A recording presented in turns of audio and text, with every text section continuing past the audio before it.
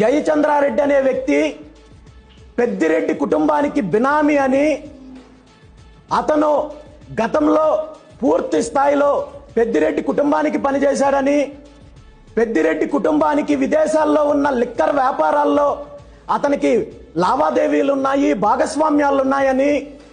ఎన్నికలకు ముందు అతనికి టికెట్ ఇవ్వద్దని చెప్పి ఇదే ముఖ్యమంత్రి చంద్రబాబు నాయుడు గారికి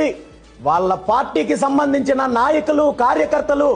ఎంతగా గగ్గోలు పెట్టినా, ఎంతగా ఆందోళన చేసినా, ఎంతగా ఉద్యమం చేసినా ఆ రోజు పట్టించుకోకుండా కేవలం పెద్దిరెడ్డి కుటుంబ సభ్యుల గెలిపే లక్ష్యంగా అప్పటి వరకు వైఎస్ఆర్ కాంగ్రెస్ పార్టీలో ఉన్న ఇలాంటి లిక్కర్ స్కాము ఏదైతే నకిలీ మద్యం కేసులో నిందితుడున్నాడో జయచంద్రారెడ్డి అనే వ్యక్తిని తెలుగుదేశం పార్టీలోకి తీసుకొని వచ్చి పెద్దిరెడ్డి కుటుంబ సభ్యులు గెలవడానికి సహకరించిన ముఖ్యమంత్రి చంద్రబాబు నాయుడు గారు అధికారంలోకి వచ్చిన 16 నెలల వరకు కూడా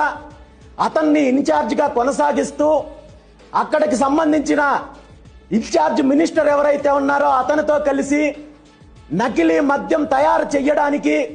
పూర్తి స్థాయిలో సహకరించే కార్యక్రమము చంద్రబాబు నాయుడు గారి ప్రభుత్వం చేసింది.